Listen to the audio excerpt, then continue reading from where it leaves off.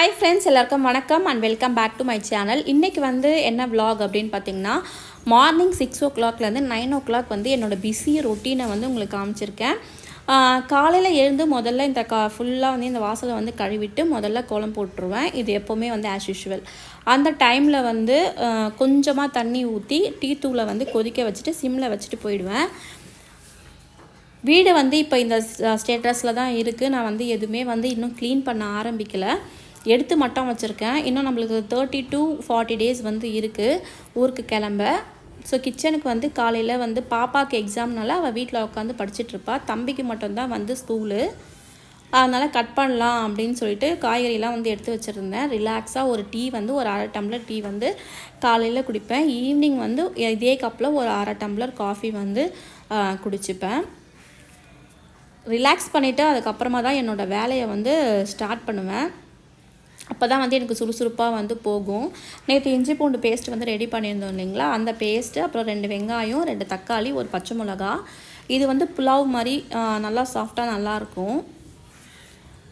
Cooker வந்து வச்சுட்டு அதில் வந்து என்ன பண்ணேன் அப்படின்னு வந்து பார்த்திங்கன்னா, எண்ணெய் வந்து 3 ஸ்பூன் தான் வந்து ஊற்றிக்கிட்டேன். சும்மா வெங்காயம், தக்காளி, பச்சை மிளகாய் இதெல்லாம் வந்து வதங்குற அளவுக்கு எண்ணெய் ஊற்றினா வந்து போதுமான அளவு. லைட்டாக வந்து நம்ம உப்பு போட்டுக்கணும். இஞ்சி பூண்டு பேஸ்ட்டு, வெங்காயம், பச்சை மிளகா, இது 3 வந்து நல்லா வந்து வதக்கிட்டே இருக்கேன். இஞ்சி பூண்டில் கொஞ்சம் காரம் இருக்கும், பச்சை மிளகாலையும் கொஞ்சம் காரம் இருக்கும். அதுக்கப்புறமா வந்து தேங்காயும் புதினாவும் வந்து ரெடி பண்ணி வச்சுருக்கேன். தேங்காய் வந்து பால் எடுக்கிறதுக்கு. தக்காளியும் பட்டாணியும் போட்டு நல்லா வந்து ப்ரௌன் கலரில் வதங்கிச்சு பாருங்கள். இந்த பட்டாணியும் போடலாம், சம்டைம்ஸ் நான் மூக்கல்லையும் போடலாம். உங்களுக்கு விருப்பமாக இன்னும் ஹெல்த்தியாக கொடுக்கணும் அப்படின்னா பச்சை பயிரும் போட்டு செய்யலாம், நல்லாவே இருக்கும். நான் 2 டம்ளர் தண்ணிக்கு 6 டம்ளர் தண்ணி வந்து ஊற்றிருக்கேன். ஏன்னா வந்து நான் பாசுமதி ரைஸில் செய்யலை, சாதா பொன்னி அரிசியில் வந்து செய்கிறதுனால நம்மளுக்கு நல்லாவே வந்து வரும். இப்போ வந்து பார்த்திங்கன்னா தக்காளி ஊறுகாய்க்கு அந்த மிக்சியை வந்து கழுவி எடுத்துகிட்டு வந்துட்டேன். அதுக்கப்புறமா 1/4 கிலோ தக்காளிக்கு மேலே இருக்கும். நேற்று வந்து தக்காளி வந்து எக்ஸஸாக வந்து வாங்கிட்டேன் இல்லைங்களா. ஒரு 10 மிளகா, உப்பு, அதுக்கப்புறமா வந்து ஒரு கொட்டை புளி. ஏன்னா தக்காளிலையும் வந்து புளி இருக்கும் இல்லைங்களா. நம்மளுக்கு ஒரு 1/4 கிலோ, 1/2 கிலோ இந்த மாதிரி நீங்கள் பார்த்து எடுத்துக்கோங்க எவ்வளோ உங்களுக்கு புளிப்பு தேவைப்படுது. தக்காளியும் வந்து புளிப்பு இருக்கும், அதனால் வந்து புளி மட்டும் கொஞ்சமாக வந்து சேர்த்துக்கோங்க, இல்லைனா வந்து நம்மளுக்கு ஓவராக வந்து புளிப்பு ஆகிடும்.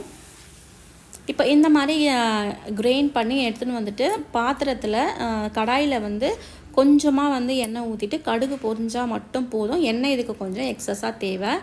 இந்த மாதிரி கை விடாமல் வந்து கிளறிட்டே இருக்கணும் ரொம்ப நேரம். இது வந்து 1 week கூட வச்சுக்கலாம், நம்ம கிளறி எண்ணெய் ஊற்றுறதை பொறுத்து. இது எப்போ நம்ம இறக்கணும் அப்படின்னு கேட்டிங்கன்னா, இந்த மாதிரி வந்து எண்ணெய் பிரிஞ்சு வர டைமில் நீங்கள் வந்து இறக்கிடலாம். இன்னும் கொஞ்சம் நம்மளுக்கு சாலிடாக வேணும் அப்படின்னா இன்னும் கொஞ்சம் கூட விட்டுக்கலாம். நேற்று வச்ச சாம்பாரோட தோசையை வந்து மேட்ச் பண்ணிக்கிட்டேன். கொஞ்சம் தக்காளி ஊறுகாவும் இருக்குது. இது வந்து பார்த்திங்கன்னா இது கரெக்டான பதம். நான் வந்து ஆஃப் பண்ணிவிடுவேன். இது வந்து பார்த்திங்கன்னா சப்பாத்தி, இட்லி, தோசை, ரைஸு எல்லாத்துக்குமே வந்து ஆப்டாக இருக்கும். இதோட வந்து இந்த வீடியோ வந்து முடியுது. இப்படி தான் வந்து எனக்கு காலையிலேருந்து 9 மணி வரைக்கும் ரொம்ப பிஸியாக வந்து போயிட்டு இருந்தது. பாய்.